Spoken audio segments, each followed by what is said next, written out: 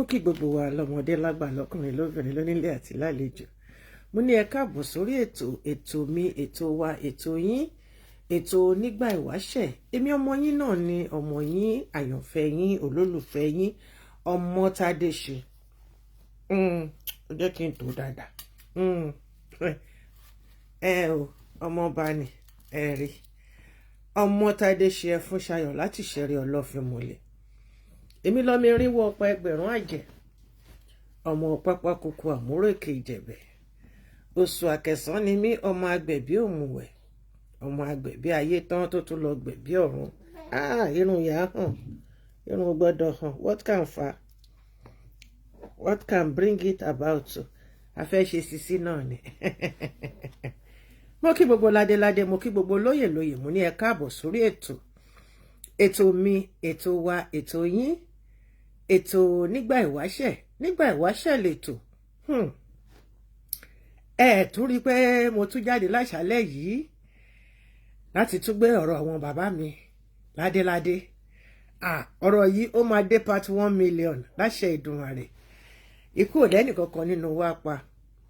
Òní ni ọjọ́ 25 oṣù kẹjọ ọdún Olúwa Ọlọ́run Elédùmarè, ọdún gbogbo irúnmọlẹ̀ 2025. Ẹ káàbọ̀ sórí ètò nígbà ìwáṣẹ̀ lètò.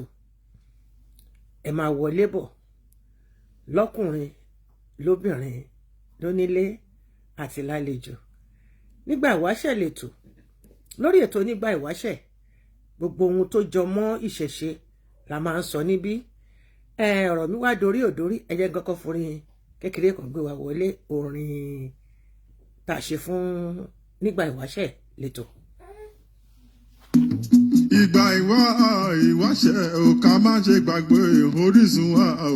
Ìgbà ìwáṣẹ̀ ká má ṣe gbàgbé orísun wa. Ìgbà ìwáṣẹ̀ ò ká má ṣe gbàgbé orísun wa o. Ìgbà ìwáṣẹ̀ ká má ṣe gbàgbé orísun wa. Ìgbà ìwáṣẹ̀ ò ká má ṣe gbàgbé orísun wa o. Ìgbà ìwáṣẹ̀ ò ká má ṣe gbàgbé orísun wa. Ìgbà ìwáṣẹ̀ ò ká má ṣe gbàgbé orísun wa o. Ìgbà ìwáṣẹ̀ ò ká má ṣe gbàgbé orísun wa. Ọmọ Tádéṣe ẹ fún ṣayọ̀, ọmọ Bátúlà ló ń pè yín o. Ẹ wá jẹ ìgbà ìwáṣẹ̀ ò ká má ṣe gbàgbé orísun wa o. Ìgbà ìwáṣẹ̀ ò ká má ṣe gbàgbé orísun wa. Báàmí ẹ káàbọ̀ sórí ètò. Ètò tó ń kọ́ni lọ́gbọ́n, tó ń kọ́ni lóye, tó ń kọ́ni nímọ̀ràn. Elédùmarè o. Ìgbà ìwáṣẹ̀ ò ká má ṣe gbàgbé orísun wa o. Ìgbà ìwáṣẹ̀ ò ká má ṣe gbàgbé orísun wa. Ìgbà ìwáṣẹ̀ ò ká má ṣe gbàgbé orísun wa o. Ìgbà ìwáṣẹ̀ ò ká má ṣe gbàgbé orísun wa. Ìbà Ọlọ́run ọba Elédùmarè, ọba ò aṣẹ̀dá ayé o. Ìgbà ìwáṣẹ̀ ò ká má ṣe gbàgbé orísun wa o. Ìgbà ìwáṣẹ̀ ò ká má ṣe gbàgbé orísun wa. Ètò tó ń kọ́ni lọ́gbọ́n, tó ń kọ́ni lóye, tó ń kọ́ni nímọ̀ràn, irúnmọlẹ̀ o. Ìgbà ìwáṣẹ̀ ò ká má ṣe gbàgbé orísun wa o. Ìgbà ìwáṣẹ̀ ká má ṣe gbàgbé orísun wa.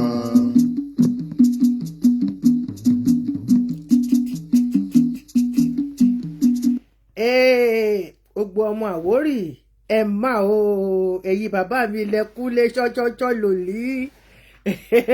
Àṣẹ bàbá mi. Ọ̀pọ̀ ọmọ Àwórì ló kórí ètò bí lè ní orí mi bí wú o, orí mi bí wú gbèrè. Gbogbo èyí bàbá mi lọ́tún lòsì, lètì ìdílé ìyá, lètì ìdílé bàbá, gbogbo yín lẹ kórí ojú fọ́nrán làṣálẹ́ wí. Ẹ ṣe ilé wọ́, ọmọ wọ́, iṣẹ́ wọ́ libẹ̀. Ojú òní wá ti láṣẹ Ìdùmarè o. Ẹ máa o. Ẹ ṣe yẹ̀wá pọ́n mi léwẹ̀, yẹ̀wá dá mi lára yá. Ẹ̀mí mórí mi wú, ikú yìí fẹ́rẹ̀ wẹ ká máa kíra wa léyìí ká máa kíra wa léyìí ká máa tẹ̀léra wa ká máa fàwọ́ra wa lọ́wọ́ sókè torí àfùpàtì ò lè lè kọ̀gùnkè bí igbó bá pọ̀ ló méèdì tí igbó yìí bá pọ̀ ló méèdì tí igbó yìí bá pọ̀ láà lè dúró sórí ewé yìí ká nawọ́ sókè igbó yìí bá pọ̀ ló lè dì tí ikú ò ṣe dá lọ́kàn ṣe ikú ò ṣe dá nìkan ṣe àfẹ́lì yìí bá máa tẹ́ èmi àti àní tẹ́ láṣẹ Èdùmàrè. Mo ti kí àwọn bàbá mi àti ìyá mi tí mo rí wọn lórí kíní mo gbọ́dọ̀ kàn wọ́n lé tẹ́nítẹ́ní. Mo kí gbogbo wa wípé ẹ̀kálẹ́ ẹ̀kú dédé wòyí ẹ káàbọ̀ sórí ètò wa ètò mi ètò yín ètò onígbà ìwáṣẹ̀. Ètò yìí Olódùmarè àwọn irúnmọlẹ̀ ni wọ́n gbé sílẹ̀ láti ṣe kíni láti lè jẹ́ pé kí ọ̀pọ̀ nínú wa tó ti sọnù ká lè sọnù. Ẹ wo nǹkan tó ń lọ lọ́wọ́lọ́wọ́ akírẹ ẹni àìkírẹ ẹni ó ṣe di ohun tó di wàhálà. Ẹ ṣáà máa rí i pé èmi gan fúnra mi mo máa ń kíra mi tí n bá ti wà ní orí ètò tó bá ti jẹ́ ètò ìgbà ìwáṣẹ̀. Kí ló dé tí oríkì ẹ tó ò ní lè kiri ẹ lóríkì àbí kẹ́nìkan bá kí ẹ lóríkì ẹ torí ẹ ò bá wú ó yẹ kó larin mọ́ orí yẹn ó yẹ kó gbé orí yẹn kó gbé lọ sódò kan lọ bẹ́ẹ̀ fọ́ ọmọ kò tó jíire àtàtà ó lóríkì nígbà tá a kì í ṣe ọmọ mọ́là ló máa yẹ pé orúkọ sẹ́ríkì náà máa fi ń kira wọn. Àkọlé tèmi àrọ́bá òun ni bàbá ìtàn. Ṣé mọ̀ pé nígbà yẹn lọ́hùn-ún a ní àwọn bàbá tó máa ń pàtàn fún wa lábẹ́ igi wọ́n á pàtàn fún wa wọ́n á ṣàlàyé wọ́n á ṣe àgàgà tí nǹkan kan bá ṣẹlẹ̀ tó bá rí àwọn ọmọdékùnrin àbọ̀ ọmọdébìnrin tí wọ́n fẹ́ lọ ṣe kíni tó fẹ́ lọ fẹ́ra wọn tí wọ́n dẹ̀ rí kọ́lọ́fín kan bẹ̀ wọ́n á ní kíní yìí ti ṣẹlẹ̀ nígbà kan ìgbà kan rí àbí kán máa pa àlọ́ mi dorí òdorí ìtàn mi dorí òdorí àlọ́ mo ṣe rántí mi ò tí ì fi gbogbo ẹ̀ mi ò tí ì fi jẹ oúnjẹ wọn tán ní ìlú bó ni mo wà yìí ná ìlú bí tí mo ṣá ní South Africa tí mò ń gbé mi ò tí ì fi jẹ oúnjẹ wọn tán àdúpẹ́. Gbogbo ẹ̀yin tí ọlọ́mọ plenty lórí YouTube mo kí yín mo yìn yín mo gẹ̀ yín mo lù yín lọ́gọ ẹnu ẹ ṣé mo dúpẹ́ lọ́wọ́ yín ẹ tí ì pọ̀ tó ẹ bá mi pọ̀ sí ẹ bá mi pe èrò ṣùgbọ́n bó bá yẹ pé bẹ́ẹ̀ ṣe ń wò ó tí mò ń ní viewers 2000 plus 4000 5000 lórí fídíò kan ni ẹ ṣe ń click lórí subscribe ni ìbádà pọ̀tẹ́ ẹ̀kọ́ máa ń wò ni ṣùgbọ́n mo mọ̀ pé ọkàn yín ló máa ń fò ẹ máa bá mi subscribe tẹ́ bá ti débẹ̀ ẹ ṣáà kàn bá mi tẹ̀ ẹ́ tẹ́ bá tẹ̀ yẹn tán ẹ tẹ aago sódà tí n bá tún ti gbé mi jáde ẹ lè máa rí ṣẹ̀bọ́ kọ̀m̀sà ọ̀nkú ẹ̀yin tún gbé fresh jáde Àwórì la máa sọ libi làṣálẹ̀ wí Àwórì la máa sọ àṣèdè léde bárọ́kọ ẹni ẹ̀sọ́ ẹ̀ èdè wa la fẹ́ sọ àṣèdè léde gbogbo ẹ̀yin ti Facebook náà mo dúpẹ́ lọ́wọ́ yín ẹ ṣé tẹ́ bá mi gbé ètò mi tẹ́ bá mi gbé ní arugẹ mo dúpẹ́ lọ́wọ́ yín Elédùmarè a máa gbé gbogbo tẹ́ bá ń ṣe a máa gbé sókè lọ́lọ́kan òjọ̀kan ẹ káàbọ̀ sórí ètò onígbà ìwáṣẹ̀. Ẹ bá mi wá nǹkan fìdílé ẹ bá mi fìdílé nǹkan ẹ bá mi pín sọ́tún ẹ bá mi pín sósì torí pé talẹ́ yìí kẹ́ríkẹ́rí máa kẹ́ńkẹ́ àsúsùà ọ̀rọ̀ mi tún dorí òdorí ó di orí ọba Akeem Owóadé Adébáyọ̀ tó jẹ́ a very rude. It's new, but he's so rude to that throne he's sitting on himself. Ṣé wá rí nǹkan tó ń ṣe lórí àwọn ìwádìí tí mo wádìí mo sì máa wá ṣètò fóun àtìyàwó ẹ̀ nìkan. ó ń gun ẹṣin obìnrin. Bẹ́ẹ̀ ni, níbi tí mo ṣe ìwádìí dé, ọba owó adé Hakeem ó ń gun ẹṣin obìnrin. Níyẹn ni pé obìnrin ló ń pàṣẹ fún, ìyàwó lọ́kọ, òun níyàwó nínú ilé, nítorí pé ìlú ìyá Ṣàlí ni wọ́n ti kọ́kọ́ gbé kan tó lọ sí Canada. Ọwọ́ ìyàwó ẹ̀ dẹ̀ gbé pẹ́ẹ́lí ju tiẹ̀ lọ. Ìyàwó, àwọn ọmọọba là ń sọ̀rọ̀ yìí, jẹ́ kó rí ẹ kó lọ straight. Ọkọ ẹ ti dórí àpèrè, ó ti di ti gbogbo wa pátápátá, ó ò lè pàṣẹ fún káṣẹ múlẹ̀ mọ́. Nàìjíríà ló wà yìí, ilẹ̀ bàbá ẹ̀ ló wà yìí, inú ilé bàbá ẹ̀ ló wà. Ilé iṣẹ́ kitchen ni. Kì í ṣe pé kó wá máa pàṣẹ fún àṣẹ tó papò nílùú òyìnbó, kó wá máa lọ fi orí ẹ̀ lúrin, kó máa lọ fi lu ọ̀pẹ ní Nàìjíríà. I'm still coming back for you personally. Ṣé ọ̀pẹ tẹ́tẹ́lẹ̀ ni mo kẹ́ ẹ tí mo gẹ̀ ẹ́ tí mo ṣe ẹ́ lólórí, ṣùgbọ́n mo rí i pé ẹni àbùkù ni ẹ́. Gbogbo ọba pátápátá, gbogbo ọba aládé, gbogbo wọn ni bàbá mi, nítorí pé tá bá lọ tá bá bọ̀ ibì kan ṣo náà ni gbogbo wa máa forí sọ sí, òun nílé Ifẹ̀. Kò jẹ́ kí orí ẹ kó fa epo. Èmi Ọmọ́tádé ṣe ẹ fún Ṣayọ̀ ní pé kó lọ ṣọ́ra ẹ. Gbọ̀ngbọ̀n tó ń ti ọkọ ẹ, tó ń jẹ́ kó máa lọ forí jágbó, kó máa lọ forí jágbó, kó máa lọ sọ̀rọ̀ síbi tí kò yẹ kó sọ̀rọ̀ sí. Jẹ́ kí n sọ fún ẹ, ó máa tẹ́, ó máa fàtẹ́tẹ́ dì. Gbogbo àwọn ọmọọba obìnrin a máa dìde sí ẹ. Ìyàwó ni ẹ, tó bá wùn ẹ́ kó ya dànù. Àìmọye àwọn ọmọ tó rí wọn pé tán fẹ́ wọlé. Àwọn ọmọ mi kìnìún fúnra wọn, wọ́n á wọlé, wọ́n á ṣe pẹ́pẹ́ fúrú. If you want to stay there, you have to respect everybody and stop pushing your husband around to be rude to people. Ọkọ ìyàwó ẹlẹ́pọ̀n búlù, ẹ pẹ̀lẹ́ o, ẹ ti kúrò nílùú òyìnbó o, ẹ ti padà wá sílé bàbá yín o, orí àpèrè àwọn bàbá ńlá bàbá ẹ ni wọ́n gbé ẹ sí. In fact, mo sì máa go deep down how you got to that stool in the first place. Mumbo, you are no more in Canada. You are now in Nigeria. Èmi Ọmọ́tádé ṣe ẹ fún Ṣayọ̀. Mo sọ fún ẹ bẹ́ẹ̀ wípé be careful. I'm a first class princess. Complete blue blood. Látọ̀tún àtòsí mi. Akọ̀dákọ ni mí lọ́nà mẹ́ta. Gbogbo ètò tí mo ṣe ni gbogbo ládéládé ń wò káàkiri, ni gbogbo lóyè ń wò. Gbogbo wọn dẹ̀ máa ń ṣe kí ni? Gbèrè náà máa ń fún mi. Ọmọ ọkọ ìkírà náà máa ń fún mi. So be very, very careful. Ada fún ẹ tó bá mọ̀ ṣe o. Ọmọ àdìmúlà ọlọ́fi ògún fún mi níre lèmi. Ṣóyé wa bẹ́yẹn. The progenitor of all Aworis worldwide.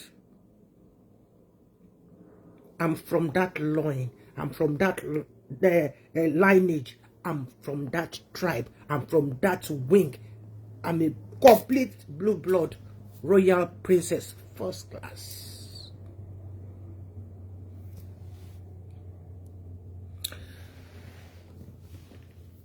Èyí ni ọjọ́ kẹẹ̀ẹ́dọ́gbọ̀n oṣù kẹjọ ọdún tá a wà yìí, ọdún Ọlọ́run Olódùmarè 2025.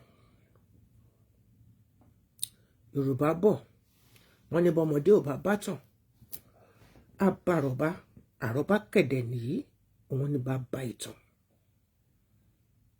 Lórí ọ̀rọ̀ tó wà nílẹ̀ yìí, ọ̀rọ̀ yìí adé part 1 million.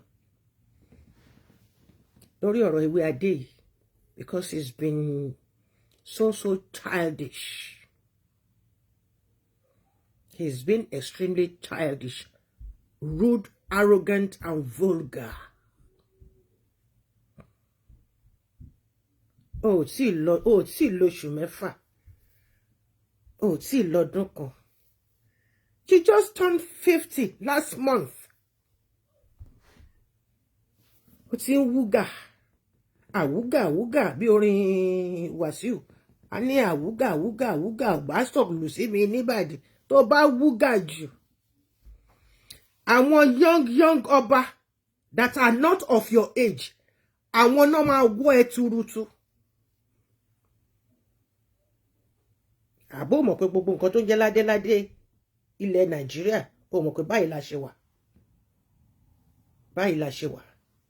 Bá a bá tán lókè, àtàn nísàlẹ̀. Bá a tán nísàlẹ̀, àtàn lọ́tùn. Bá a tán lọ́tùn, àtàn lósì. Ká tún yẹ wá padà wá sí Ilé Ifẹ̀. Ẹ jẹ́ ká máa bí tó níṣó. Ògún fún mi níre Àlàáfín. Àlàáfín àjàyè. Ògún fún mi níre bàbá wa. Bàbá Àwórìlà. Ògún fún mi níre Àlàáfín. Àlàáfín àjàyè.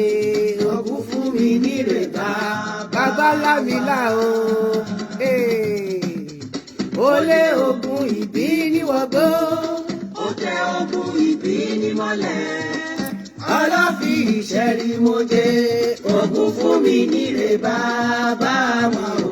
Àlàáfín ìṣẹ́rí mojé. Iwájú ọlọ́kọ̀ wá ṣògo. Ẹ̀yìn ọlọ́kọ̀ wá ṣe ti gbára ilẹ̀kẹ̀. Ògèdèǹgèdè ọlọ́kọ̀ tí ìbọn yẹn. Ẹ̀yìn ọlọ́kọ̀ wá ṣe ti gbára ilẹ̀kẹ̀. Ògèdè ó fúrúrú lóréré o. Ó kẹrúrú létí gbò. Ilé ibi ìsògbé ti wá o. Èjìgbò rere ló gbé ti bọ̀ o. Olúwa mi yà wá o. Ẹ̀yà wá wò ṣe. Ó fúrúrú lóréré o. Ó kẹrúrú létí gbò. Ilé ibi ìsògbé ti wá o. Èjìgbò rere ló gbé ti bọ̀. Olúwa mi yà wá o. Ẹ̀yà wá wò ṣe. Àlàáfín o. Bàbá mi o. Àlàáfín o. Àlàáfín àjàyè. Ǹlẹ́ bàbá wa lọ́sẹ̀ ń tán lórí. Ọmọ àgbò dúdú tó padà wá di funfun báláwú. Ọmọ ìkòkò àgbo tó dèrè nílé iṣẹ́ rí. Iwájú ọlọ́kọ̀ wọn àgbowó. Ẹ̀yìn ọlọ́kọ̀ ti dé jì gbà lọ́kọ̀. Ògèdègèdè ọlọ́kọ̀ dínkù yẹbẹyẹbẹ lórí omi.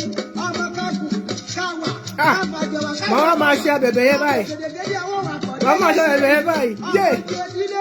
Òrùlé kan wo.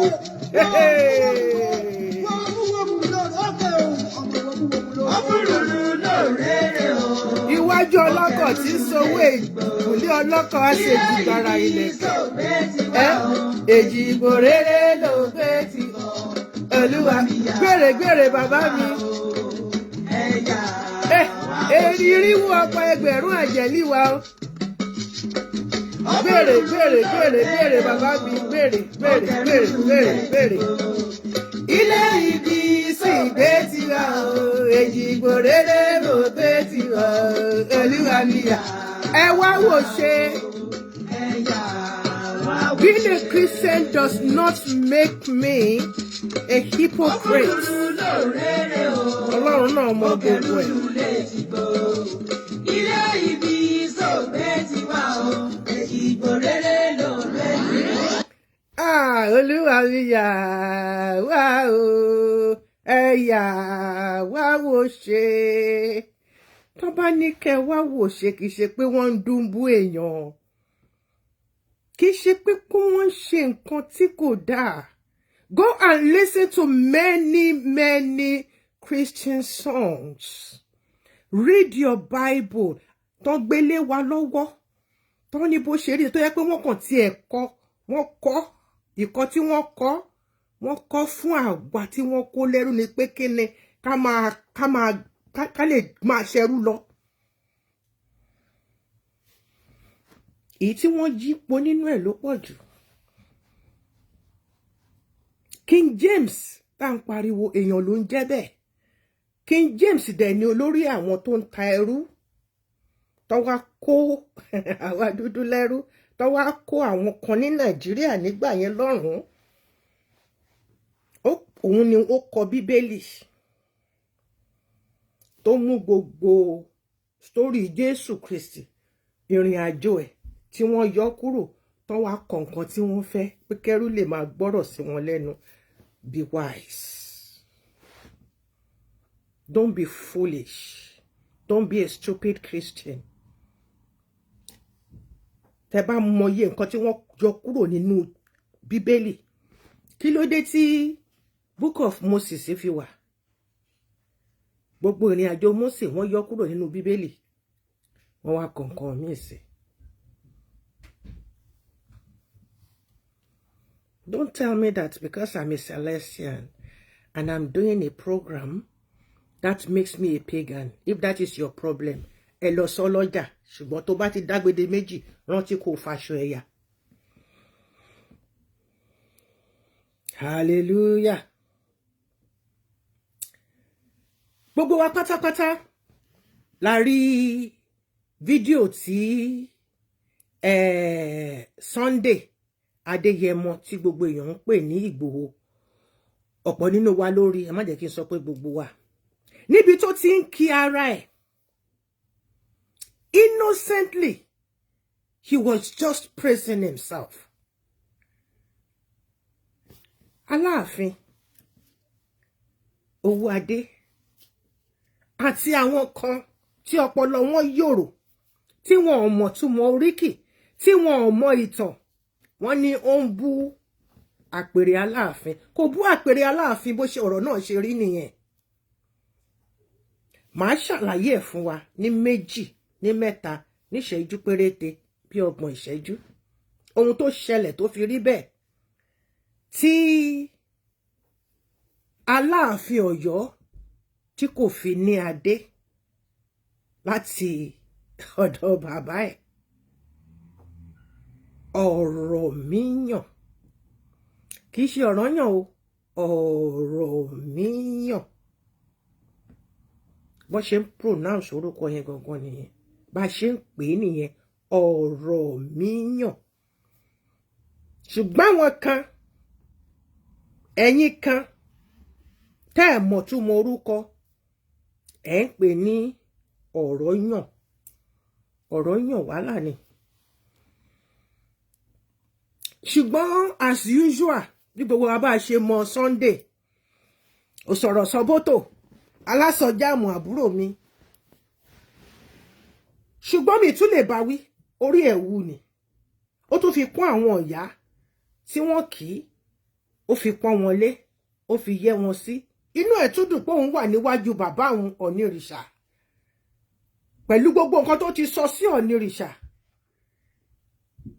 Tẹ́ bá sọ pé Ọ̀nìrìṣà gọ̀, ẹ má pè mí. Ẹ má pọ̀ ni ní kí lorúkọ wọn ná. Bàbá mi, èmi náà mo tó pè yín bẹ́ẹ̀. Ẹ gọ̀. Iṣẹ́ irúnmọlẹ̀ lẹ ń ṣe. Ẹ̀yin ọ̀dẹ̀ tẹ́ máa bọ́ sórí social media. Tẹ́ máa sọ̀rọ̀ sí Ọ̀nìrìṣà, tẹ́ máa pè é. Àyàyá, àyàyá, àyàyá. Apotopotopotopotopoto. Ẹ̀yin mọ iye ẹsẹ̀ tó ń kọ lójúmọ́. Lójoojúmọ́. Tẹ́ mọ̀ pé ní gbogbo yín lẹ́rù rọgọjì. Ẹ lọ bèrè lọ́wọ́ àwọn tí wọ́n ń sọ̀rọ̀ burúkú sí lórí social media. Ẹ lọ wo bí ilé ayé wọn ṣe rí, bí ilé ayé àwọn ọmọ wọn ṣe rí lénìí. Òun lọ kó ní kálukú kókó ẹnu ẹ̀ níjànú. Ọ̀nìrìṣà kìí ṣe ẹni àrífín, kìí ṣe ẹni àsọ̀rọ̀ sí ẹni àw. Ẹnu tí gbin Sunday fi bórìṣà tó fi sọ jágbajàgba játijàti. Òun náà ló tún wá ṣe kíni, ó tún wá lọ fi gbolẹ̀. Òun náà tún wá sọ pé inú òun ń dùn. Òun ò tiẹ̀ rò pé Ọ̀nìrìṣà tún lè gbà ń wọlé pé kóun tún dúró sínú iwájú débi pé ó máa entertain wọn. Àwọn ìmẹ̀sẹ̀ pọ̀ lọ bàrí. Bàbá dẹ̀ jókòó nínú ọlá ńlá. ó kàn wò pé ìwọ ọmọ yìí ó dẹ̀ fẹ́ jẹ́ kóun ṣe àwọn irun mọ́lẹ̀.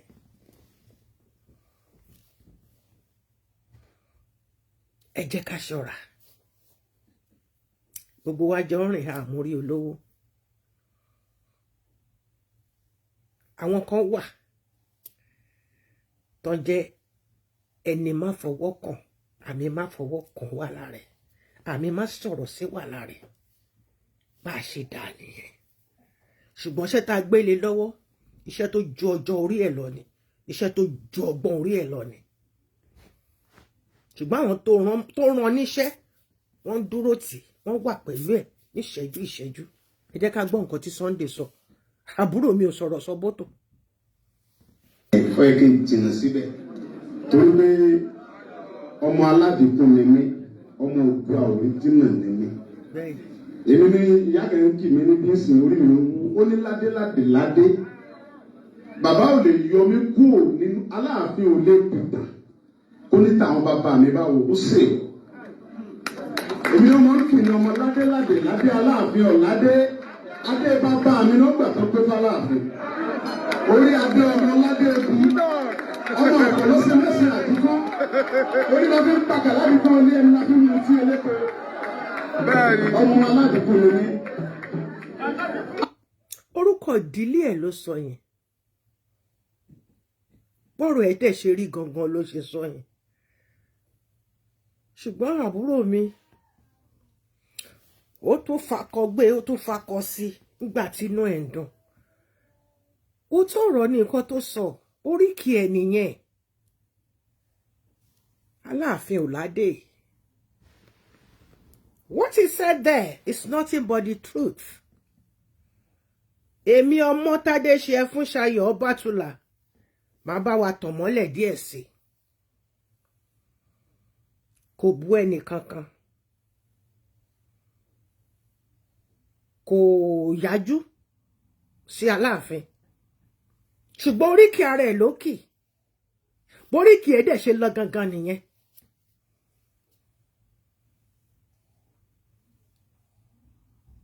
Ó mà ṣe o.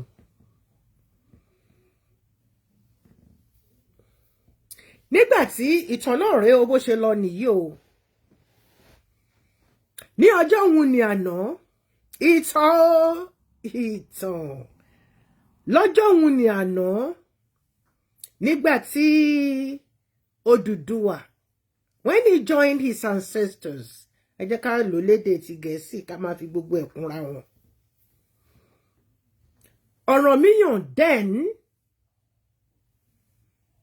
he was then in ilẹ̀ ìbínú, tá à ń pè ní Bìní lénìí.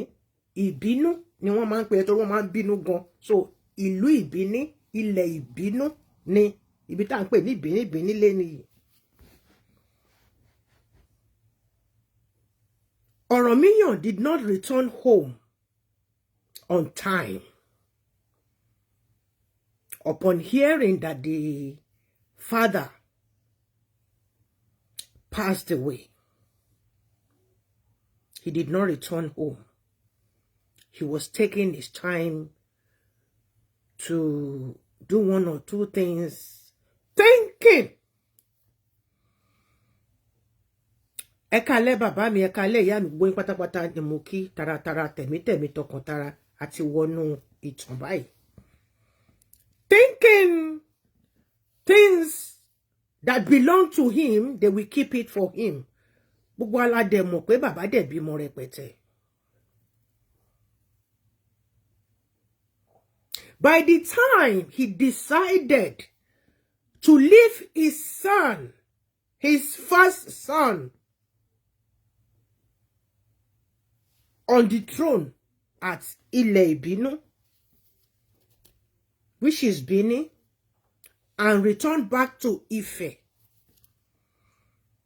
his siblings had shared everything, the ancestral crowns, the Oduduwa's ancestral crowns, left behind in Ile-Ife among the remaining princes. ṣe fẹ́ sọ fún mi pé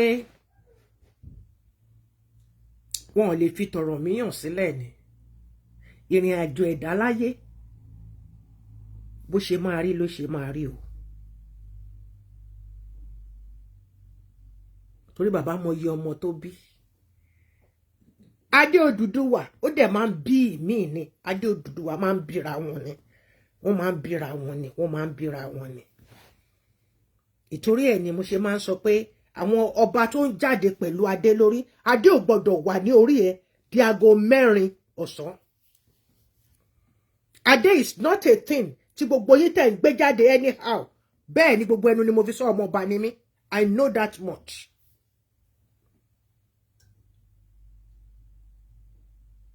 Ìbáà jẹ́ èyí tó sọ pé kán ṣe fún ẹ ní mile 12. Ìbáà jẹ́ èyí tó ṣe fún ẹ lóṣòdì.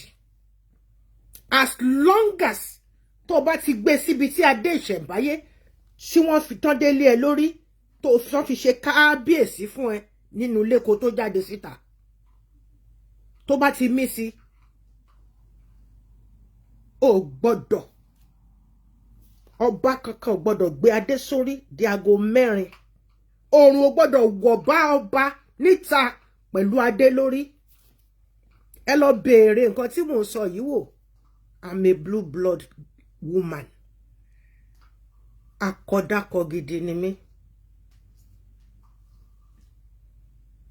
Mo sọ́ra mi nù ni. Nítorí ìdí kan sí kejì. Sísọ́ra mi tí mo sọ́ra mi nù, ó lọ́wọ́ Elédùmarè nínú.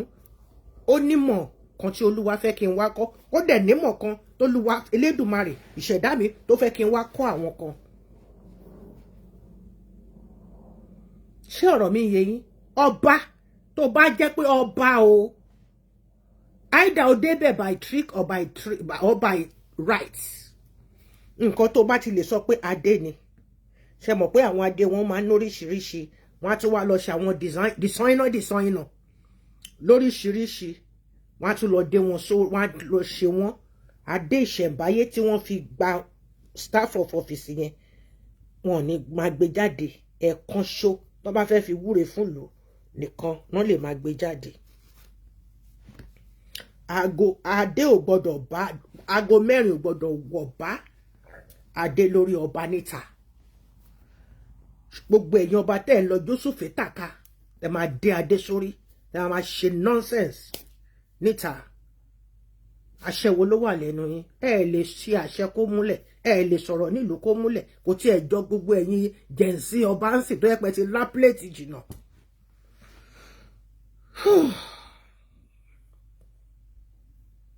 Pẹ̀lú ìbínú yìí pé wọ́n fi adé tòun sílẹ̀ nínú adé tí Odùduwà tó fi sílẹ̀. Ọ̀rọ̀ mi yàn ṣe kíni? Wọ́n bínú fi Ilé Ifẹ̀ sílẹ̀. In full rage, fury, as he was going, he jammed Olúfọ́n wearing his own crown.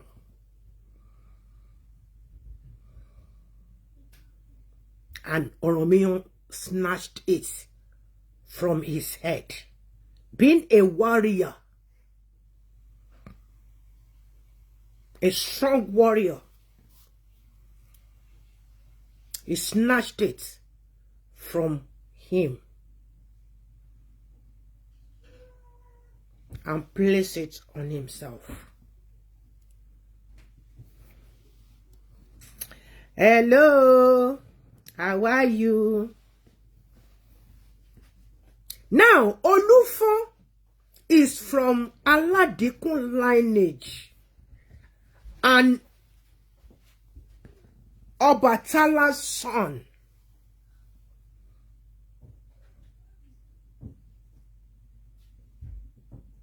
So, it was Ọbàtálá's crown ni Ọ̀rànmíyàn ló jágbà. Ló gbé sórí ààrẹ. He did not inherit any crown from Odùduwà.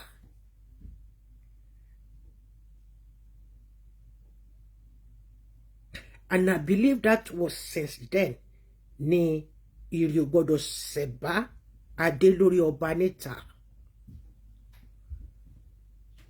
I mean, òrùn ò gbọdọ̀ wọ̀ bá adé lórí ọba níta. Kò ń ṣe màámi ẹ káàbọ̀ màmá mi Ọláyínká kì í ṣe gbogbo ẹ̀yin ọba tẹ́ ń gbé adé sórí àti tó ṣe lóṣòdì àti tó ṣe ní mile 12 àti tó ṣe ní Ìdúmọ̀tà tẹ́ máa gbé sórí tẹ́ máa gbé lọ sí club tẹ́ máa lọ fi jósùfé tàka òórùn sìgá á wọnú ẹ̀ òórùn oríṣiríṣi ọtí á wọnú ẹ̀ ibẹ̀ náà lẹ ti máa gbọ́yàn ọmọ sẹ́nu ọwọ́ yẹn náà lẹ máa ṣe kí ni lẹ́yìn ìgbà tẹ́ bá ti ṣe ṣòṣòṣòṣò fọmọ ọwọ́ yẹn náà lẹ máa fi kan ohun tó wà lórí yín ẹ wá ní káṣẹ kó wà lẹ́nu yín àṣẹ ò lè kọrin kése torí òrùwọ̀ dọ́indọ́in òrùwọ̀ ọ̀pọ̀ nínú yín lẹ ti fàdé orí yín ní èèwọ̀ jẹ.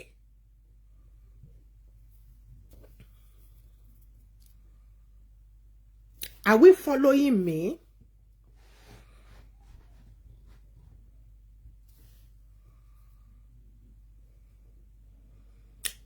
Then Ọ̀rànmíyàn is now the Àlàáfin. Ó múfù lọ sí Ọ̀yọ́. Ó fi bínú múfù lọ sọ́yọ́. Ọmọ Ilé-Ifẹ̀ ni tó lọ tẹ Ọ̀yọ́ dó pẹ̀lú adé aládé.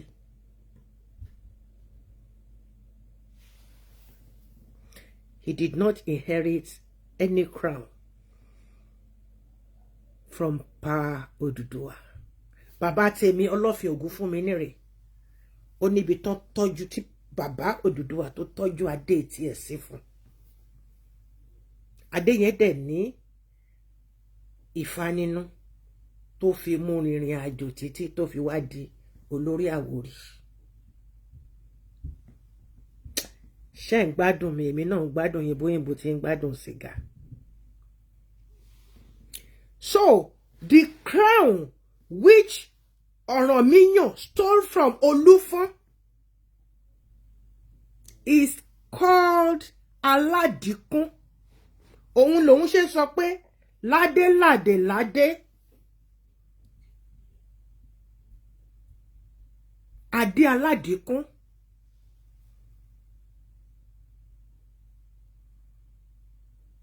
Ni wọ́n gbà tó gbé fún tó fi di t'Àláàfin tó fi ń sọ pé Ọ̀yọ́ ládé Ọ̀yọ́ ò ládé Ọ̀yọ́ ò inherit Ọ̀yọ́ ò jogún adé. Mr. Akeem EWEADE, are you listening? Tẹ̀lé mi má tu adé orí ìyá Àwórì nìyẹn. You need to be very, very careful, my darling brother. You turned 50 last month. And your wife and the stupid kind of people that surround you,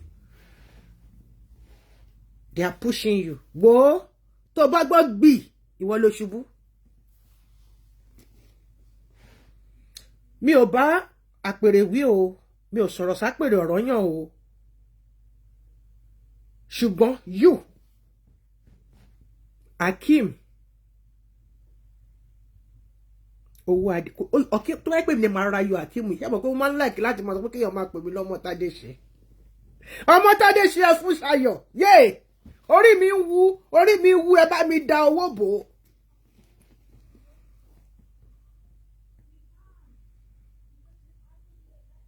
Èmi ò kì í ṣe ọmọ lásán, mi ò kì í ṣe èèyàn lásán.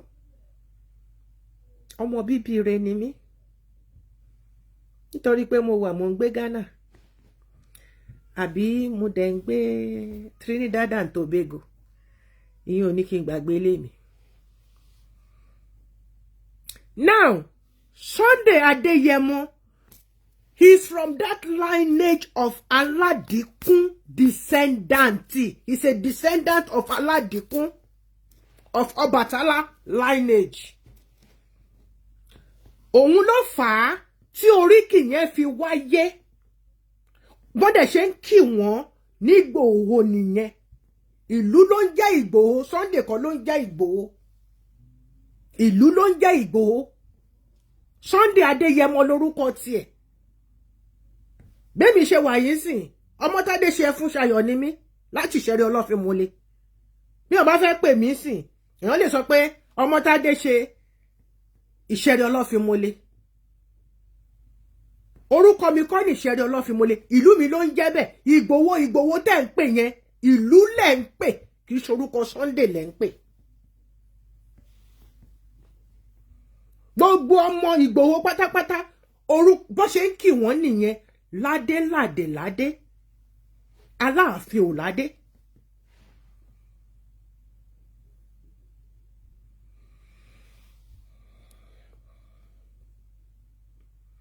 Now nítorí pé you Mr. Akimu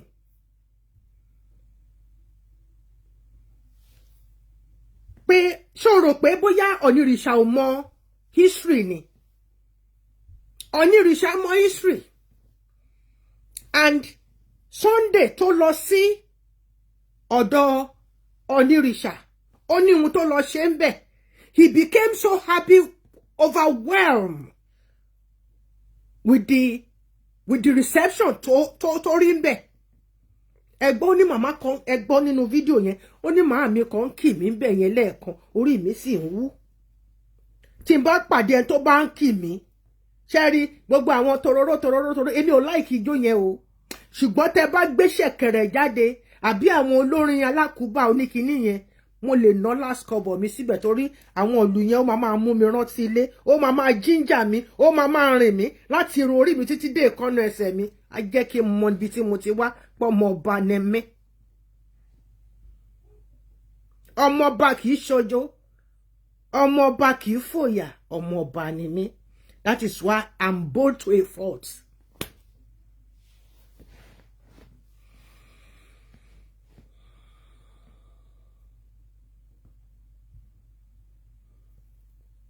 He's very rude and very arrogant. God bless you. And he knows nothing.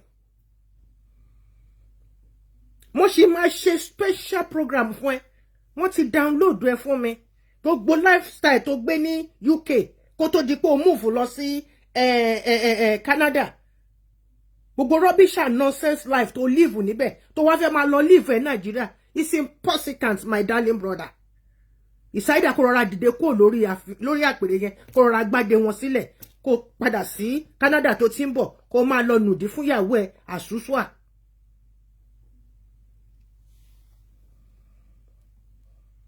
So now the fact that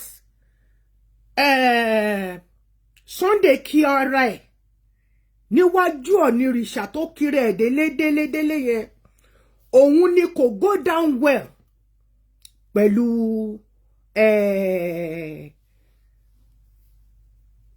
kí Kàbírù ló ń jẹ́ nàbí kí ló ti ń jẹ́. Ìwọ ni mò ń bá sọ̀rọ̀, kìí ṣe orí adé ni mò ń bá sọ̀rọ̀. Orí adé tó wà lórí ẹ̀ mo ti gbé sílẹ̀. Mo gbé ẹ kúrò lórí àpèrè, mo gbé ẹ sílẹ̀ ilẹ̀. Mi tí ẹ̀ tó wá gbé ẹ sórí ẹní, ilẹ̀ ilẹ̀ ni mo gbé ẹ sí. Because ọmọ tó yàn gbọ́dọ̀ bá wí nílẹ̀ ilẹ̀ ni ẹ. Now, ìwà máa retí pé káwọn kan wá sọ́dọ̀ ẹ, kọ́ máa pè é ní kábíyèsí, kọ́ máa dọ̀bálẹ̀ fún ẹ.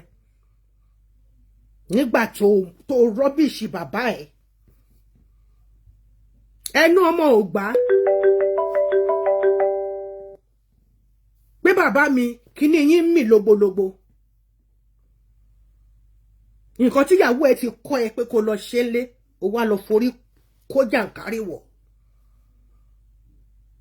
Mi ò fẹ́ dá sí tẹ́tẹ́lẹ̀. Ṣùgbọ́n gbà tí àwọn ẹni bí ẹni, èèyàn bí èèyàn,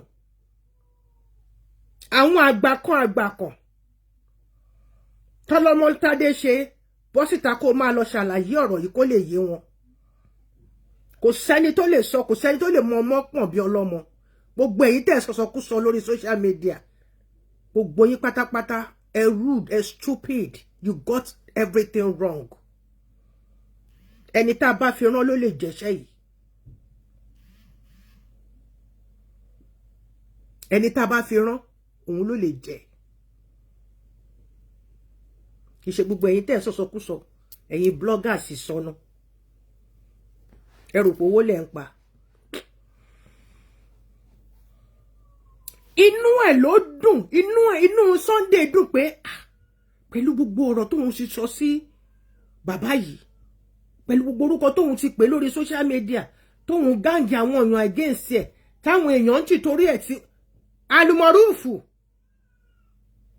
Ohun tó sọ mo máa bẹ́ẹ̀ broadcast sí ẹ̀. Àsìkò tó ṣẹ̀ṣẹ̀ ṣe é lò fún mi lélẹ́yìí. It's unfortunate that you happen to be a husband to a best lady to me. And I'm sure she warned you, but you didn't listen. I've messaged her herself, but she didn't check her message, or she didn't want to reply me. Shemo, gbogbo wa náà tájọ wà lórí kíní yìí, tí message bá ti pọ̀, èmi gan mo máa ń sá fún messenger ni tí message bá ti pọ̀ jù. O ní mọ̀ ito máa mú ńbẹ̀.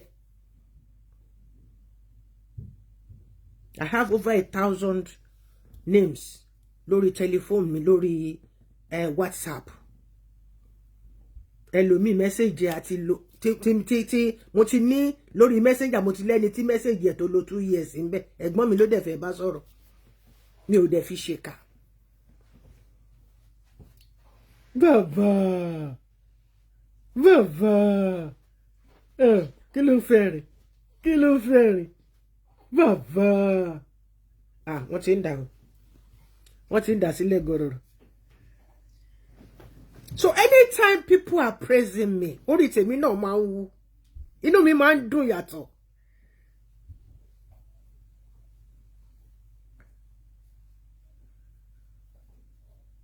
Yeah, I'm very, very rude. I know that, my darling. But he's not a king. Emilio Gangan Reloaded. Ẹnikẹ́ni tó bá wà ńbẹ̀. I'm not rude.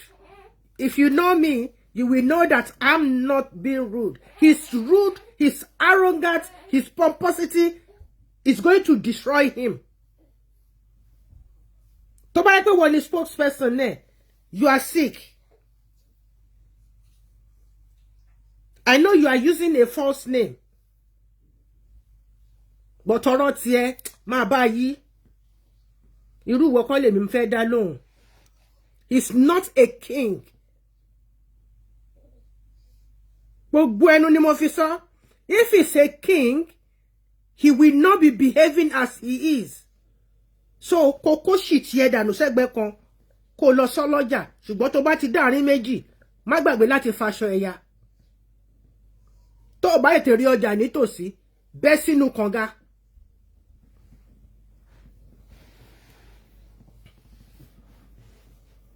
It was just an intentional act. Tó fi ń kiri ẹ̀ bẹ́ẹ̀ yẹn, kò ní láti. Báwo ni mo ṣe máa sọ pé oríkì tí mò ń jẹ́ wà ní kí má kí nítorí pé ó bẹ́ẹ̀ wí. It's the truth. Àlàáfín ò ládé. Ẹ̀rádé lórí bàbá Àlàáfín àná. Fìlà náà ń dé. Òun gan fúnra rẹ̀. Ẹ̀rádé lórí ẹ̀. Fìlà ló ń dé. Èmi ọmọtádé ṣe fúnṣà láti ṣẹ̀dẹ̀ ọlọ́fin mọ́lẹ̀. Ọmọ ọlọ́fin ògún fún mi nírè àdìmúlà. Àdìmúlà Oòduà ló sọ̀rọ̀.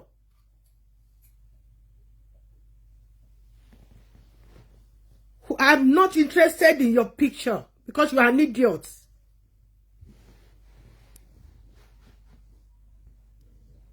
The crown was stolen from Olufon.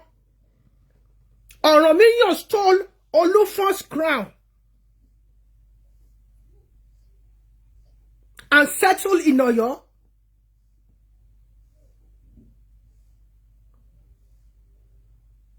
Gbogbo àwọn rubbish history tẹ́ ń kọ jáde, ẹ̀yin wèrè tẹ́ ń mú gbogbo history tẹ́ ń turn it upside down just to favor whoever you are with. Mi ò ní delete kíní ẹ. Ó máa wà ńbẹ̀ because I'm coming for you to come and start typing nonsense on my page. He can say, you can say your oriki anyhow, anyway. Bẹ́ẹ̀ni bó ṣe ń pè nìyẹn. Àlàáfín ò ládé. Bẹ́ẹ̀ni, àbòsí pé mi, torí ọmọ ọba ni mí. Ìwọ tó ò bòsí, ò mọ nǹkan kan. You are brainless. Àlàáfín ò ládé.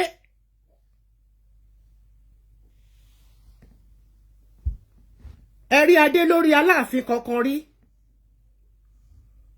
Ó má jẹ́ kí n tú nǹkan ó dáa náà. Mo ń bọ̀ wá sọ̀rọ̀ nípa Àlàáfín.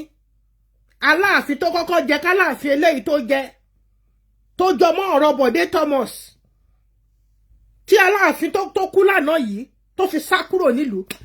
Inú ilé ibi tó gbé kó tó di pé dọba gbogbo ẹ̀ ni màá tú síta torí ẹ máa tọwọ́ bọ̀ mí lẹ́nu ẹ̀yin tẹ́ ẹ̀ mọ̀ tán.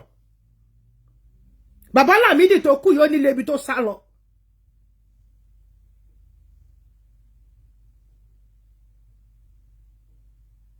Bàbá tiẹ̀ ó níbi tó sá lọ. So you just shut up.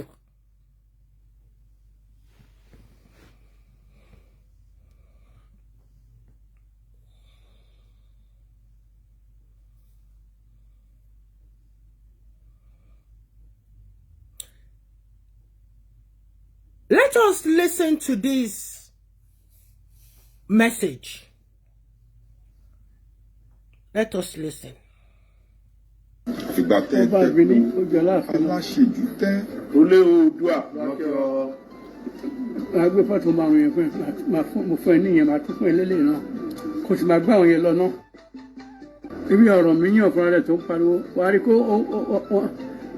òun lo ọ̀rọ̀ yàn kò sí tó jẹ́ ọ̀rọ̀ yàn ọ̀rọ̀ mi yàn ló wà ṣùgbọ́n òun là á ṣe dọ́gbọ́n torí ọ̀rọ̀ mi yàn kò gbàbẹ̀ yẹn wá wí yẹn.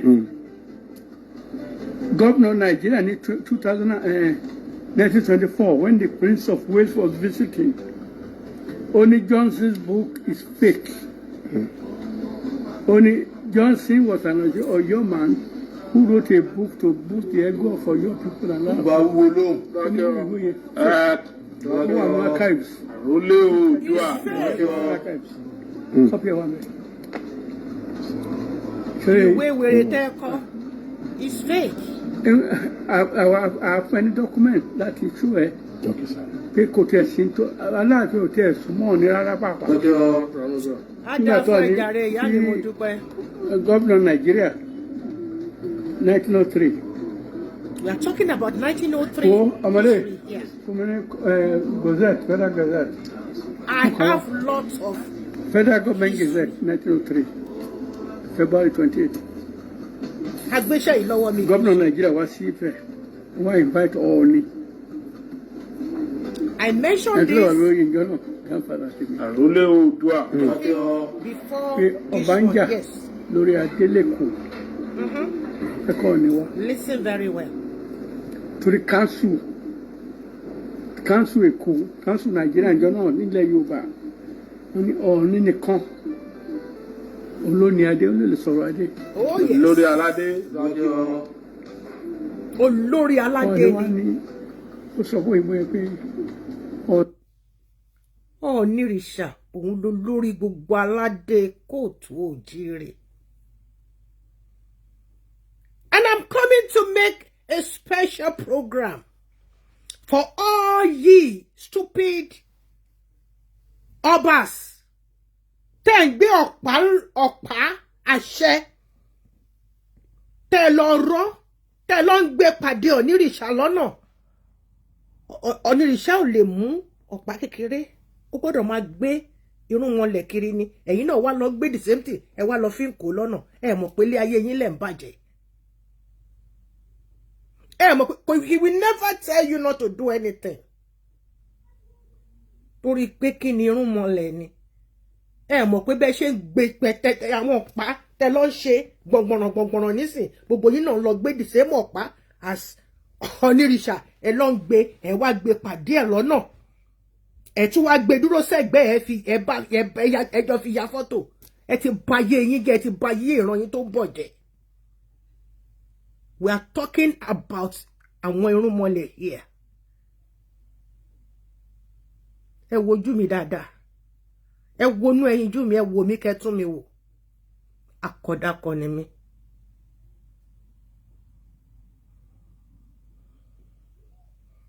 Gbogbo ẹ̀yin ọba ládé ládé ládé. Ilẹ̀ kóòtù òjíire. Tẹ́ lọ ń ṣe ọ̀pá gígùn, tẹ́ lọ ń gbé pàdé onírìṣà lọ́nà. Ayé yín lẹ̀ ń gé kúrú.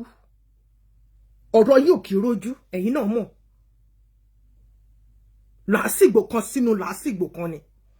Torí àfún yín ní àṣẹ àpá yẹn láti máa fi rìn kiri. He's the only one that has the rights. Àbẹ́rí kó mú ọ̀pá kékeré tẹ́lẹ̀ rí láyéláyé. Torí òun ni bàbá gbogbo wa pátápátá.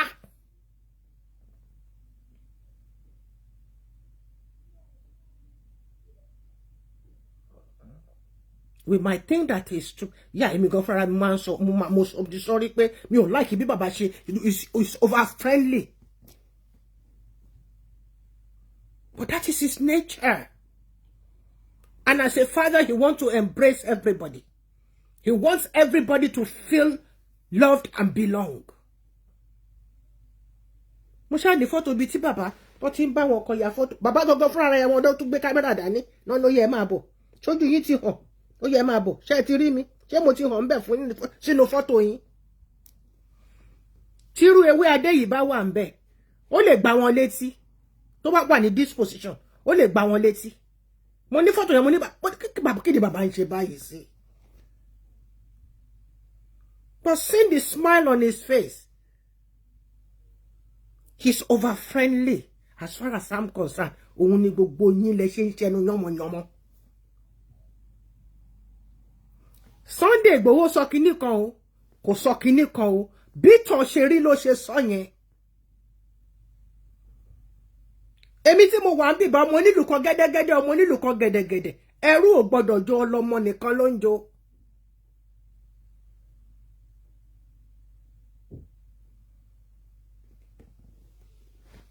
Èmi lọmọ ọlọ́fin àṣọlẹ̀ṣà.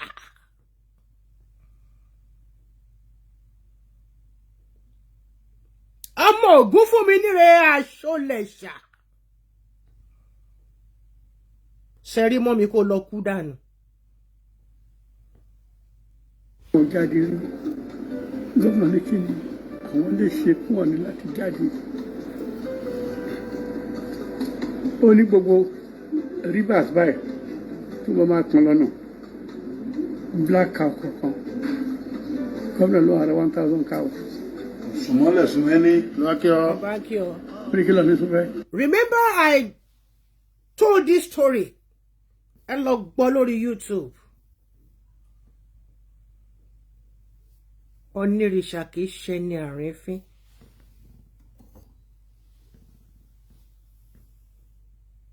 Ṣẹ̀rẹ́ ni tó ń sọ̀rọ̀. Sòkè jẹ́ kó rí yín kó máa pé. Tí n bá ń ṣe program ìṣẹ̀ṣe, don't come here and argue with me.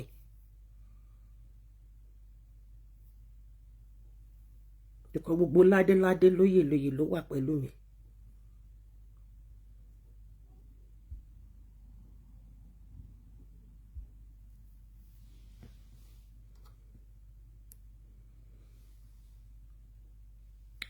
Nígbà tí ọ̀rọ̀ yẹn ṣẹlẹ̀, bàbá Olúgbọ́n wọ́n pe Sunday, ẹni tó yẹ kó ti kiri ẹ̀ tó ti gbàgbé. He came out in the middle of the night that he was not addressing Àlàáfín Ọ̀yọ́. Tí wọ́n bá ṣe rere ara kì wọ́n wà ya òbí. Ẹni bá jẹ fùkù lára ń fù. Yes, Àlàáfín ò ládé. Àbẹ̀rí fìlà lórí Àlàáfín rí. Fìlà lọ́ndé. Ẹ káalẹ́ o, gbogbo ọmọ Yorùbá káàkiri. Ọ̀pọ̀ àtàrọ̀. Bàbá mi Olúgbọ́n, bàbá dáadáa, ọ̀nà pè mí sìn, Adéọpẹ́ Lóríṣà. Wọ́n wá ń ṣàlàyé fún mi pé bàbá wa Aláàfin Ọ̀yọ́ wọ́n sọ pé mò ń bú àwọn ìgbà tí mo dé ọ̀dọ̀ bàbá wa Onírìṣà. You can imagine ìyàwó ẹ̀ kí ni mo fẹ́ bú yín fún? Ṣé bàbá mi Olúgbọ́n wá jẹ́ ọba kékeré nílẹ̀ Yorùbá tí wọ́n wá sọ̀rọ̀ tí màá wá sọ pé mo gbọ́dọ̀ sáré ṣàtúnṣe kí n lè gbọ́ kí gbogbo èèyàn mọ̀ pé ọ̀rọ̀ rí bẹ́ẹ̀, gbogbo alamọ̀ pé Olúgbọ́n ọba ńlá nílẹ̀ Yorùbá. Aláàfin dẹ̀ sọba kékeré nílẹ̀ Yorùbá débi tí rúmi ó mọ̀ fi ẹnu sọ̀rọ̀ sálàfin. Aláàfin sọba kékeré ọmọ Ọ̀yọ́ dẹ̀ tún ní mí. So bí wọ́n dẹ̀ ṣe ń kí wàánu agboolé wa tí bàbá mi Aláàfin náà mọ̀ nìyẹn. Kò So mọ̀. wọ́n ní ládé Aláàfin ò ládé adé aládìkún la gbà tá a fàlàfin. Wọ́n ṣe ń kí wàánu agboolé wa nìyẹn.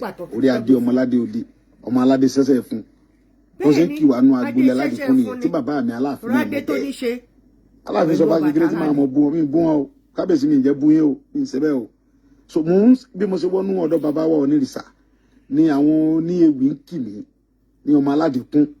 So mo wá fi ń ṣe àlàyé ọ̀rọ̀ wípé bí mo ṣe wọlé ń bí ni àwọn eléwì ti ń kì mí pé bàbá Ọọ̀ni bàbá wa Onírìṣà alálàáfíà ni wọ́n, ká ní wọ́n já alálàáfíà ni mo ti bú wọn rí. Mo tún wá wọlé wọ́n tún wá ń kì mí ní ọmọ Ọ̀yọ́ ọmọ aládìkún, wọ́n tún ń kì mí lójú wọn, ó tún sọ̀rọ̀. Mo wá kíra mi gẹ́gẹ́ bí ọmọ aládìkún pé gbogbo nǹkan wọ̀nyí kò dùn bàbá Ọọ̀ni.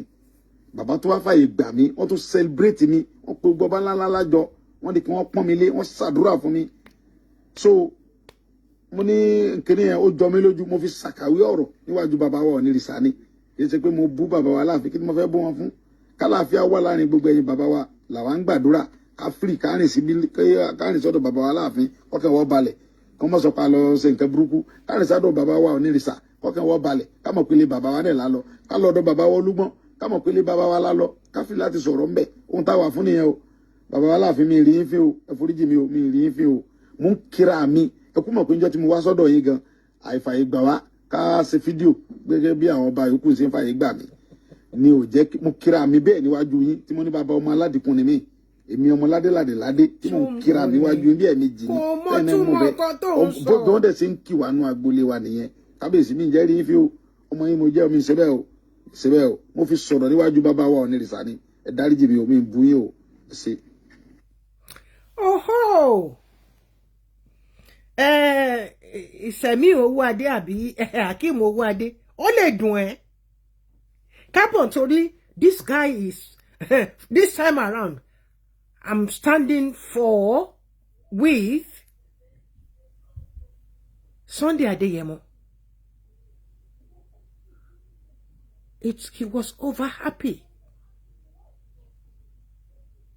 Pé bàbá tóun ti bú, bàbá tóun ti yàkàyàkà ẹ̀ lórí ọ̀rọ̀ Yorùbá nation ò ṣe Yorùbá. Ìbò náà ló sọ pé òun ò ṣe Yorùbá nation mọ́ sí pé Oòduà nation lòun dúró fún. Tọ́ ẹ̀ tí mọ nǹkan kan. Kí ni mo sọ? Ẹ̀ tí mọ nǹkan kan. So alàgbà not Sẹ̀mí o, àbúrò mi má dáhùn jàre. Hakeem ó lè dùn ẹ́. Oh, ṣùgbọ́n when you insulted Onírìṣà at an event openly, the whole wide world saw it. Màá bẹ́ẹ̀ pé fídíò yẹn dé sínágọ́gù sínú àgbàjá. Ó lè dùn ẹ́. Ọmọdé tó bá sọ pé nu àgbárùn. Ọlọ́run á dẹ̀ ṣe kí ni á dẹ̀ gbé ọmọ kékeré sóhun náà tó máa ṣe nǹkan tó máa dùn fún. But unfortunately, nǹkan tí Sunday ṣe ń bì báyìí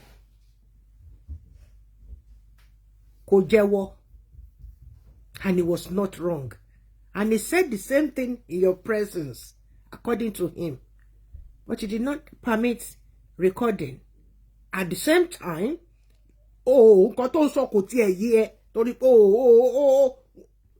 jóná ǹjẹ́ ló tiẹ̀ ṣe ìpè bí ǹjẹ́ náà mú ẹ wọnú ilé for 3 months tí wọ́n lecture ẹ nǹkan tó ń ṣe ń bẹ̀ nìyẹn tó bá ní wọ́n wà ní pèbí wọ́n lecture ẹ àwọn eléyà wá kí ẹ ń bẹ̀ àwọn muslim á wá àwọn christian á wá gbogbo àwọn oríṣiríṣi gbogbo àwọn tó wà nílùú wọ́n á máa kóra wọn wá ní kọ̀ọ̀kan àwọn tí house wọ́n á máa wá ní kọ̀ọ̀kan wọ́n á máa wá kí àwọn tó dẹ̀ ti wà ní tó ti mọ̀lú wọ́n á máa introduce sí ọba tuntun tó bá fẹ́ jẹ ǹjẹ́ náà tiẹ̀ fún ẹ ní any lecture rárá tó bá yẹ kó fún ẹ ní lecture ni o ní wá bọ́ síta kó wá máa sọ pé ó sọ pé Aláàfin ò ládé ṣe ládé ni kò sáde lórí ẹ̀ náà ó ṣe tó ń sọ mo gbádé kúrò lórí ẹ̀ torí gbogbo ọba náà pè lọ́ba aládé ni bọ̀ fìlà lẹ́yìn dé ní Ọ̀yọ́ náà títí kan bàbá Aláàfin tó gbèsè fìlà ló dé throughout tòwárí nǹkan tó wá ṣẹlẹ̀ yìí sì máa wá sọ ìtàn sọ̀rọ̀ àmọ́ ibi tí wọ̀ yìí máa bá tiẹ̀ dé kékeré ló máa jẹ́ lẹ́gbẹ̀ẹ́ àwọn méjì tó kọjá lọ. Ilé ẹni tí ọba Lámídì tí wọ́n sùn ilé ibi tí wọ́n sá lọ nígbà tí rọ̀gọ̀dí bẹ̀rẹ̀ pẹ̀lú bàbá wọn.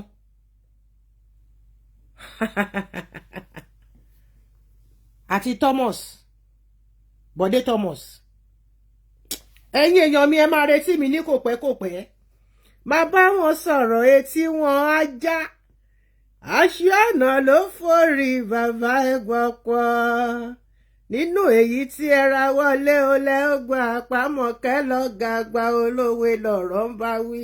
I will bring history out. I need to teach you history.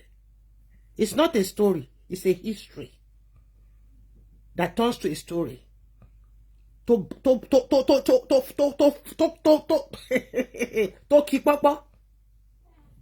I'm coming back. I will tell that story of the two Àlàáfin before you. From there you will learn. You will know that you don't just come out and accuse people and be rude to people. Okay? Wọ́n ní bó ti wùn kí àkárìgbò kó kéré tó olórí Rẹ́mọ ni. Onírìṣà ìbájọ́ ọmọ 5 years ẹlẹ́dàá ló gbé sí rẹ̀ bàbá gbogbo wa pátápátá. Bí bàbá mi my handsome son my father my king Sulaimon ọmọ Bángbádé bó ṣe jẹ́ bàbá fún gbogbo ẹ̀yin Àwórì pátápátá bẹ́ẹ̀ fẹ́ bẹ́ẹ̀ kọ̀ ẹ máa gbàgbé yín ni gbogbo yín mò ń bọ̀ wá gbé story jáde nonsense ọ̀rọ̀ lẹ ti gbọ́ yẹn àṣẹ búburú ẹ̀kú ara àfò ní nǹkan tó ṣe sí Onírìṣà in public tí wọ́n pa mọ́ra wọ́n tún bẹ̀rẹ̀ rìn ni so eléyìí wá sọ eléyìí nínú ilé ó wá ti torí ọ wá ń jápa mọ́nu wọ́n kàn ń bínú ni EWEADE kàn ń bínú ni Onírìṣà ni bàbá ńlá Yorùbá ó kàn ń bínú ni nonsense. Èyí tó kù ó di ní kòpẹ́kòpẹ́ ẹ jẹ́ kí n máa lọ kọ àwọn ọ̀rọ̀ Bọ̀dé Thomas tún máa jáde ń bì so that you will know orí àpèrè tó jókòó sí pé time bomb ni ìtò yẹ kó o máa gbàdúrà kó o máa wúre láràárọ̀ kó o máa pe ẹlẹ́dàá kó o máa pe orí inú ẹ kó o ní kó má bà tó di ẹ jẹ́ kí wọ́n lè rí nǹkan tó dáa fi sílẹ̀. Bàbá Lámídì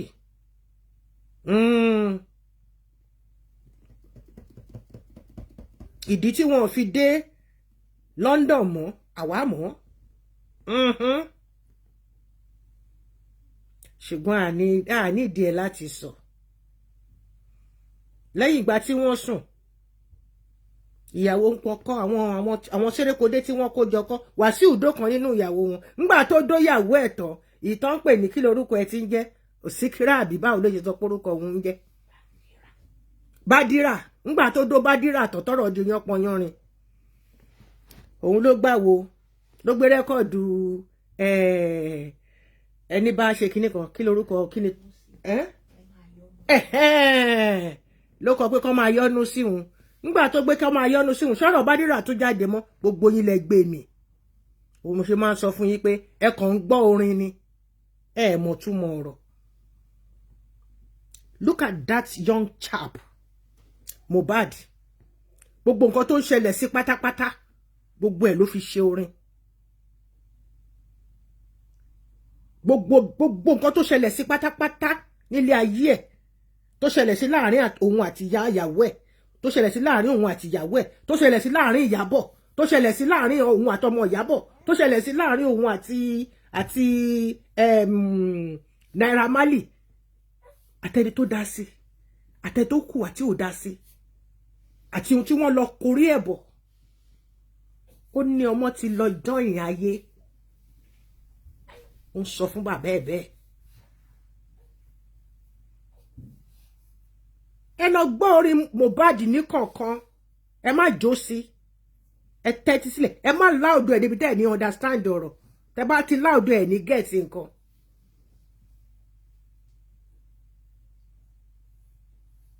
Ìwọ kàn gbọ́rọ̀ ni ó kàn tẹ́tí sílẹ̀ ni ò gbọ́rọ̀ bó dẹ̀ gbọ́rọ̀ kò yé ẹ. Look at this picture. Àlàáfín àná ni. Kí ló ṣe? Ó tẹríba tán fún onírìṣà ni and you idiot. Sórí bí Àlàáfín àná bó ṣe di ọwọ́ onírìṣà mú. Ó jẹ́ ya lọ wá báyìí ẹ ṣe máa tò. Àwọn baba ńlá bàbá ẹ nìyẹn. Àwọn tó mọ̀ fún tó mẹ̀dọ̀ tó wà lẹ́kùlé tó wà nínú yàrá tó wà lọ́ọ̀dẹ̀. Sórí bí bàbá yẹn bó ṣe di ọrùn ọwọ́ onírìṣà mú. Pé bàbá ẹ foríjì mi. Ẹ má bínú. Bàbá mi lẹ jẹ́. Nonsense, what do you know? Ọmọ Yorùbá gidi ni mí o, Àwórì ni mí o. Àwórì pọ́nbélé. Mo wá fẹ́ gbé kinní kan jáde. Sunday Igboho tí ìwọ Almoruf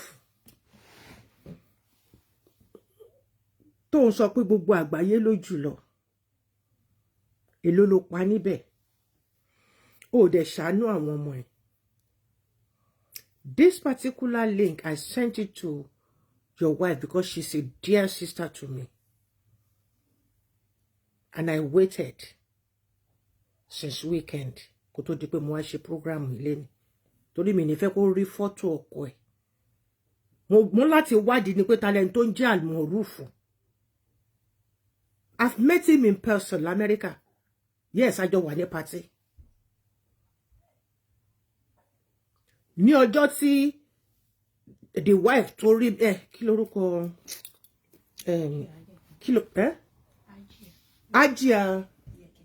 Ajia Yekini. She was the one that recognized me first. Tó tẹ̀ bá ti lọ síbi kan bẹ́yẹn máa rọra ń gbójú mi pamọ́ ni. And she surprised me. Bó ṣe ń bọ̀ bá fẹ́ wólẹ̀ tán báyìí mú láti gbé wọn dìde ni. Àpọ́nlé kan jù bẹ́yẹn lọ. As I was sitting down, she came to me and started spending on me.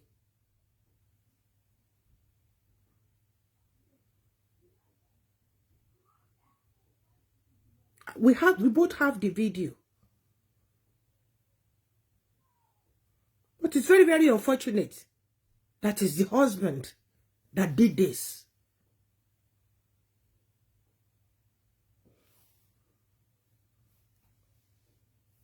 Torí tó bá kódà ojú Aláàfin lọ, ojú Ọ̀ọ̀ni lọ, ojú Aláké lọ, ojú Àwùjalẹ̀ lọ, ojú Olúwo lọ, ojú ọbẹ̀ Èkó lọ, gbogbo ẹni mo fi sọ ẹgbẹ́ kiri. Mo dára. Ẹ̀kọ́. Ojú Ọ̀ọ̀ni lọ, ó ju Aláké lọ ó ju Àwùjalẹ̀ lọ ó ju Olúwo lọ ó ju ọbẹ̀ Èkó gbogbo ẹnu mo fi sọ ẹgbẹ́ kiri. olórí burúkú ni ọ. Yeah, you for talk and sense now. ẹ̀kọ́. ó dà ó ju Aláàfin lọ ó ju Ọ̀ọ̀ni lọ ó ju Aláké lọ ó ju Àwùjalẹ̀ lọ ó ju Olúwo lọ ó ju ọbẹ̀ Èkó gbogbo ẹnu mo fi sọ ẹgbẹ́. kò lẹ ti rí wèrè tí ń rojọ́. ó dà ó ju Aláàfin lọ ó ju.